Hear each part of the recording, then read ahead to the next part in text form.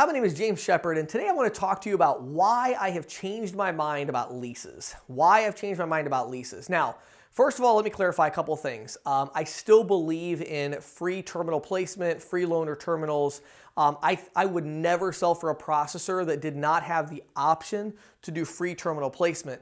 But I'm going to say something that might surprise some of you. At this point, I also would not sell for a processor that didn't have a good leasing option as well.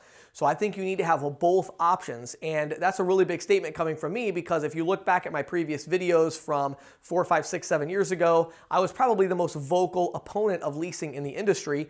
And I've really kind of come full circle on it for a couple of reasons. I've really seen a larger picture of what's actually happening in the industry with these leases. So in order for me to really explain my logic and why I've changed, I want you to imagine a new program from a new processor. For just hypothetical for a second, I want you to imagine for a second that you get a recruiting email from another processor and they're outlining their program that you can go out and sell in the field, okay?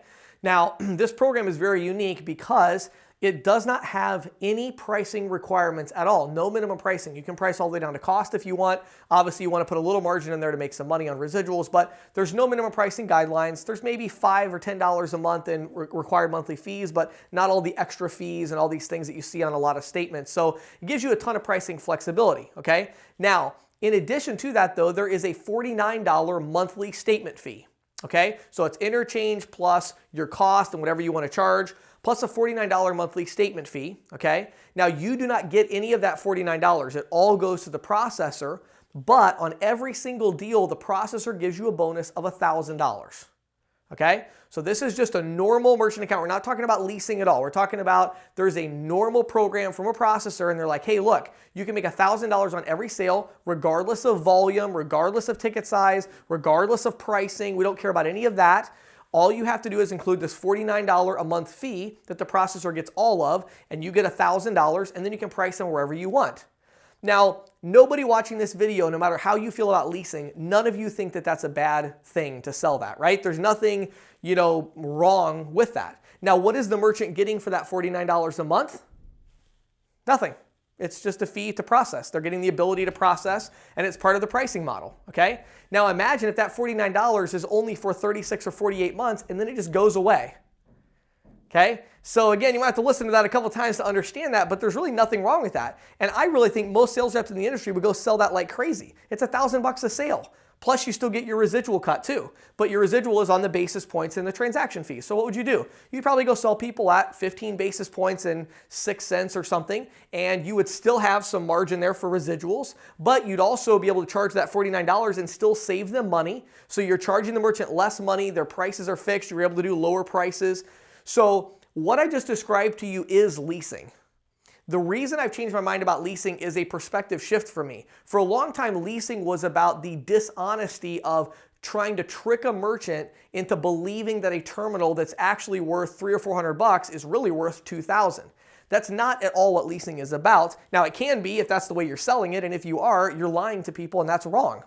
Sorry, but the terminal isn't worth that much. Now, when I talk to a merchant and I talk about a lease, let me tell you how I describe it to them. I'm 100% honest, which is quite the concept, right? The way you can sell leases and actually be honest is to tell them the truth. I tell people, I say, look, I could put you with a processor that's going to offer you a quote-unquote free terminal or a loaner terminal or something. But I've ran into a lot of problems with that with these processors. Number one, they require me to price it a lot higher. And a lot of times that adds $60, $70 of additional markup that you don't want to pay and I don't want to charge you. But in order for you to be on the program that offers the quote-unquote free terminal, they have to pay for that terminal, and the way they do that is by including a bunch of markup in there, okay? Now, you can do that for sure, but what I found is if I just lease the terminal to you, yes, I do make a profit. The terminal isn't worth, you end up paying more than what the terminal would cost you to just buy the terminal. And so it is costing a little bit more money, but the great thing about it is it gives me the flexibility to price you a lot lower because I don't have those pricing requirements of all these loaner terminal companies.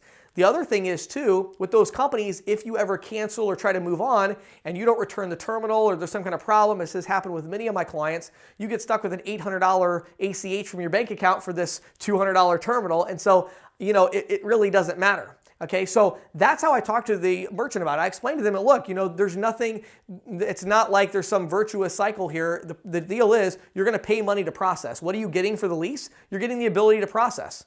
Just like if you paid a $49 monthly statement fee or a subscription fee or anything else, there's nothing wrong with that at all. I mean, I know companies right now that they're the subscription model, and they're the true pioneers of honesty and integrity in the industry because they do interchange plus $99 a month. Okay, so what if you do interchange plus 15 basis points and $49 a month on a lease? How is that wrong? You're charging the merchant for the ability to process, and as long as you're honest with them about, yeah, there's markup on the terminal. That's how I make my money, is on the terminal.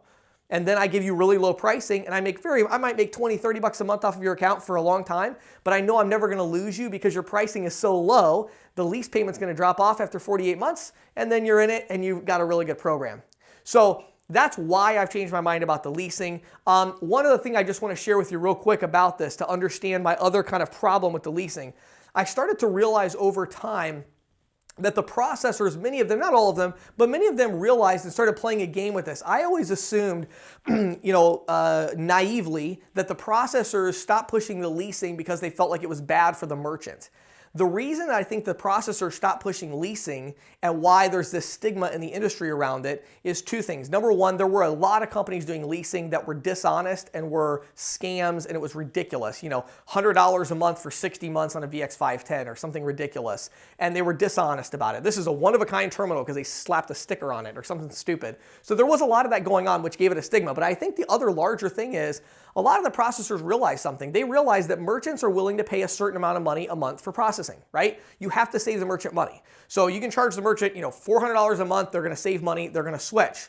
So the question is, what are they going to pay that $400 for? If $49 of it is a lease, does the processor get any of that money? Well, in most cases, no, very little. Maybe they're taking 10% of it or something, but they're getting a very, very small cut of the lease funding. So the processors realize, well, we're not getting any of the lease funding. How much is a lease worth in a buyout? Zero. That's not worth anything. It's not residual, right? So for the processors, they actually don't like that lease money because it all goes to the rep instead of to the processor, right? Well, if they instead require the rep to charge this many basis points and this per item fee and this monthly fee, well, what that does is it's the same $39 or $49 a month, but there's two advantages for the processor. Number one, it's forever. It's not a lease with a term. And number two, they are sharing in the profits with the rep. So now it increases their bottom line and their saleability of the company or the portfolio or whatever it is they may eventually sell. So those two things together are really why I've kind of come full circle on leasing. Again, I'm not saying you definitely should always lease. No, I give away free terminals all the time. I would never sell for a company that did not have a free terminal option, but I also would never sell for a company that didn't have a leasing option because there really are a lot of merchants right now that would glad to have that transparency of you're paying a lease, but I've got you on low pricing. Overall, you're saving money, and I can lock you in at low rates because guess what? I made my big money, which is on the lease up front.